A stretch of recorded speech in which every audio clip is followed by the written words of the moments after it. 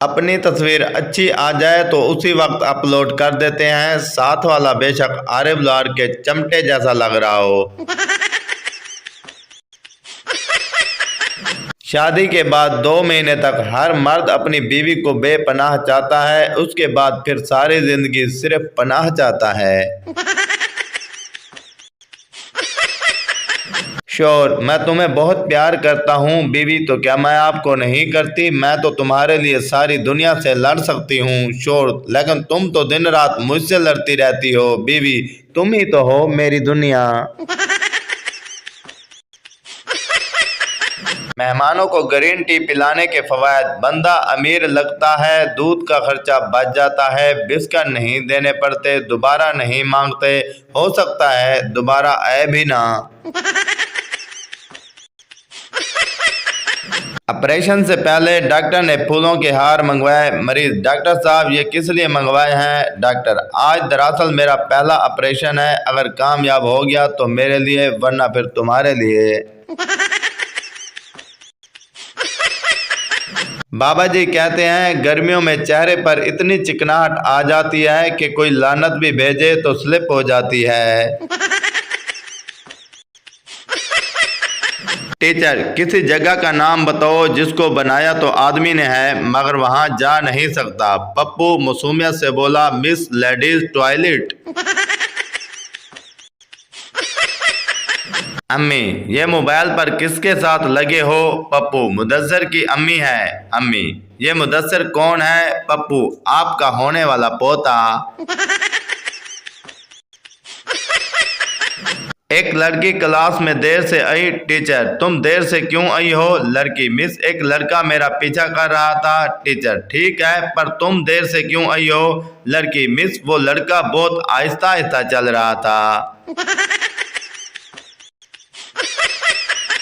पप्पू अपने हाथ पर ब्लेड से लड़की का नाम लिख रहा था, अचानक जोर जोर से रोने लगा। दोस्त, इतना प्यार करते हो तो रो क्यों रहे हो? पप्पू रोते हुए कहा, स्पेलिंग गलत हो गई है, रिहाना मलिक की जगह रहमान मलिक लिख दिया है। छोटे कद वाली लड़कियों का एक फायदा यह भी है कि उनके हाथ से मोबाइल गिर भी जाए तो टूटता नहीं। आदमी, आप दिन में कितनी बार शेव बनाते हो? दूसरा सरदार, 30-40 बार। पहला आदमी, क्यों, क्या पागल हो? दूसरा आदमी, नहीं मैं तो हजाम हूँ। बीवी, मैं तानू रोटी पा देनिया। शोर, पा देनिया की होंदा है? मैं कुत्ता। बीवी, मैं किदों किया है, तुसी आप भौंकी जांदे हो। बाबा जी कहते हैं मुल्क भर में वक्फे वक्फे से बारिश जारी। आशिक फेसबुक और ट्विटर शायरी में मसरूफ, और जिनके लिए शायरी हो रही है वो बार बार वैपर लगाने में मसरूफ।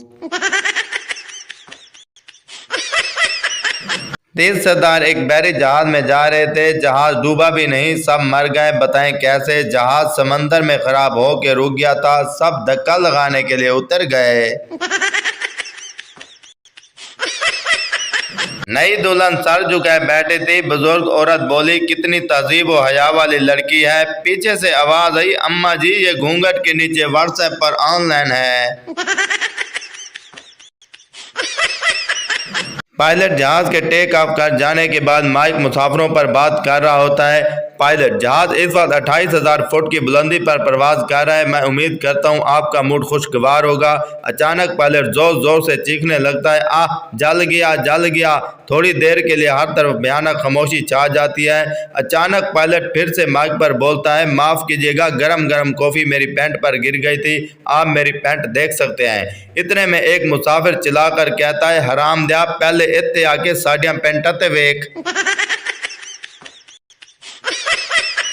फेसबुक के दानिश्वर, फेसबुक पर वो लोग भी दानिश्वर बने हुए हैं जिनको घर में जरूरी बात करते वक्त कमरे से बाहर निकाल दिया जाता है। पहला दोस्त, अंडा किस काम आता है? दूसरा दोस्त, अगर अंडा इम्तिहानों में मिल जाए तो अगले साल किताबों का खर्चा बच जाता है। अगर गिलास टूटने के बाद भी घर में खामोशी रहे तो समझ जाएं गिलास अम्मी से टूटा है और गलती भी गिलास की है। कभी किसी औरत को सब्जी खरीदते हुए गौर से देखना, वो उठाएगी करेला और दाम पूछेगी भिंडी का और खरीदेगी टिंडे।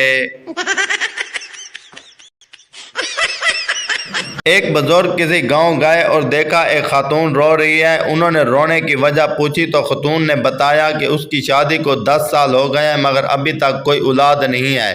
बुजुर्ग ने कहा, तुम परेशान मत हो, मैं मज़ार पर जाकर तुम्हारे नाम का चिराग जलाऊंगा। वो बुजुर्ग 10 साल बाद उसी गांव में दोबारा आए तो देखा उस खातून के इर्द गिर्द 10 बच्चे खेल रहे हैं। उस बुजुर्ग ने पूछा, ये बच्चे कौन हैं? खातून ने जवाब दिया, ये सब बच्चे मेरे हैं। बुजुर्ग ने इस्तग़फ़ार किया और कहा, तुम्हारा शोर कहाँ है? खातून बोली, वो मज़ार ढूंढकर चिराग बुझाने गया है।